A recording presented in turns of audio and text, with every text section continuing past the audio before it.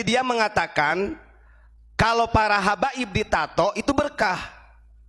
Nah kalau pribumi yang ditato kriminal gitu. Wah ini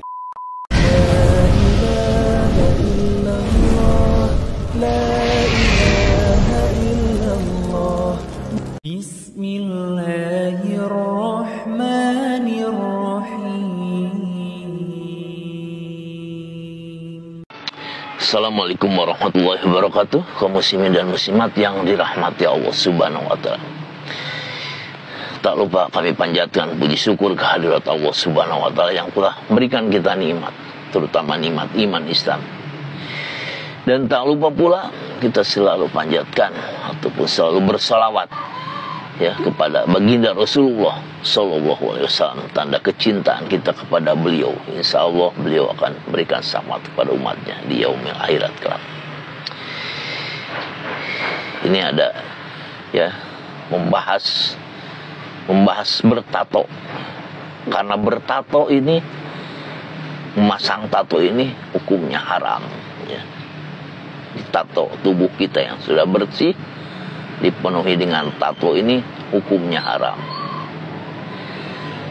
Dan bagi orang yang sudah terlanjur bertato, hijrah ya kepada Islam, dipenuhi dengan tato karena tidak mengetahuinya ya sebelumnya ya seharusnya ini memang harus dicopot terlebih dahulu ya. Tapi kalau memang madorot ya untuk dicopot, Allah Maha Pengampun lagi Maha Penyayang. Tidak usah, tidak apa, karena tidak tahuannya ya masalah tato, pemasangannya haram. Jadi tidak usah dicopot ya. Tapi kalau sebaliknya orang yang tahu bahwa bertato ini tidak boleh dilakukan atau haram memasang tato, dia melaksanakan, ini yang justru ya menentang ataupun ya jadi yang tidak boleh dilakukan, karena sudah tahu bahwa pemasangan ini ya semua ulama sepakat ini ya pemasangan tato ini haram. Kalau mengetahuinya ini justru yang tidak boleh ya. Ada contoh lah, kalau dibilang contoh seorang Habib ya mengakui cucu Rasul tapi ini bertato. Ini adalah cerminan yang kurang baik. Masa tidak tahu ya hukum bertato pemasangannya itu haram, masa tidak tahu. Ini cermin yang kurang baik kalau seorang Habib ya bertato seperti ini. Bahkan ya dia mengeluarkan statement, katanya ini dari channel ya YouTube-nya Ulama Nusantara ini, bahwa seorang cucu Rasul Habib bertato ini ya berkah katanya. Tapi sebaliknya kalau pribumi kriminal. Ini sumaudzubillah ya. Sumaudzubillah kalau ada pernyataan seperti ini ya. Semoga ini pernyataannya ya tidak benar adanya, atau ya jangan sampailah pernyataan seperti ini yang sangat dikhawatirkan ini ya. Coba kita simak nih pernyataan ataupun keterangan dari YouTube-nya Ulama Nusantara ini. Coba bagaimana tanggapannya kan menurut kita yang belajar di pesantren mengenai hukum bertato. Ini kan dia pembelaan kepada ayahnya Habib Hani yang bertato itu. Terus dia memberikan fatwa begini fatwanya. Ada fatwa tuh. Kalau buat cucu Rasul, tato itu berkah. Tapi kalau buat pribumi, tato itu kriminal. Nih tulisannya nih, Pak Sakur bisa di zoom. Biar dibaca nih. Jadi dia mengatakan kalau para habaib ditato itu berkah. Astagfirullahaladzim.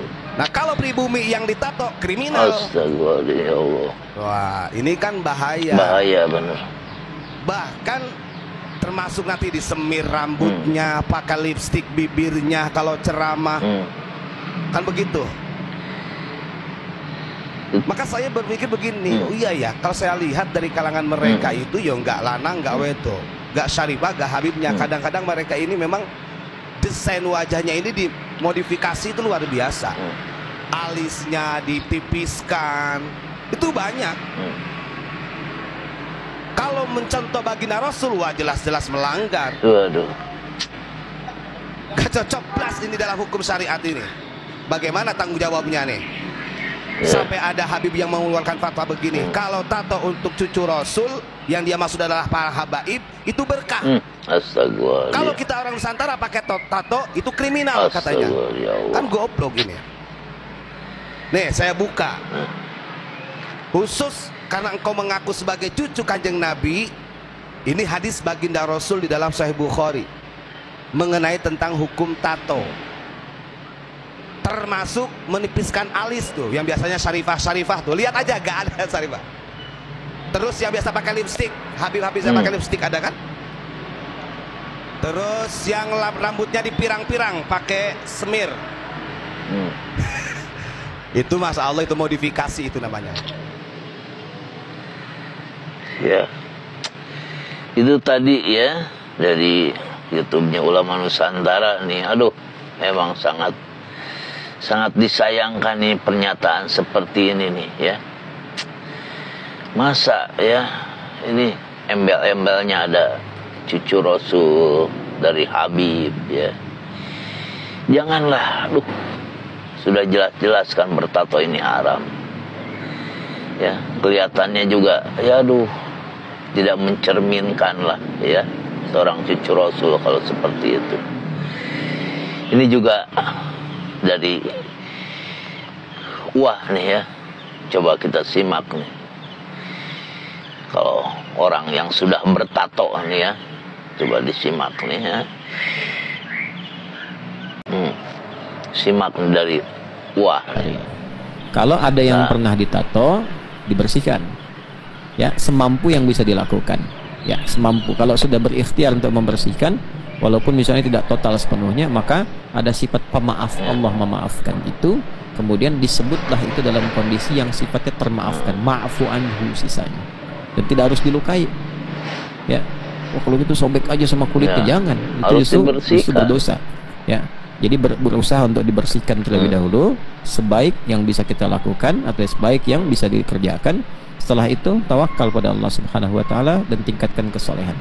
Justru tanda pertama kita ingin dibuat baik oleh Allah itu menyadari ada yang salah, ingin memperbaiki. Itu aja udah hidayah yang sangat besar.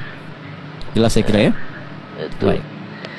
Itu ya dari Uwa juga ya. Kalau sudah bertato harus dibersihkan ya. Ini harus dibersihkan ya. Apalagi ini kan tahu pemasangan tato ini tidak boleh. Berarti jelas-jelas nih harus nanti dibersihkan dulu.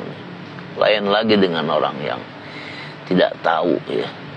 Itu Allah maaf ya, lagi maaf ngampun. Islam tidak membebani ya, memberatkan orang yang ingin beribadah. Tapi lain lagi nih dengan ini nih. Ya, sudah jelas-jelas ini tahu pasti ini pemasangannya haram, itu sudah tahu. Ya, jadi di sini kita harus benar-benar lah ya menjadikan cermin ya, apalagi ini mengaku turunan Rasul, cucu Nabi ya, Habib, Habaib, ini yang betul-betul dijaga ya tingkah perilakunya, menjadikan cermin suri tauladan yang baik. Semoga ini ya kita memilih cerminan yang baik ini, jangan salah ya. Semoga ini bermanfaat untuk kita semua. Wassalamualaikum warahmatullahi wabarakatuh.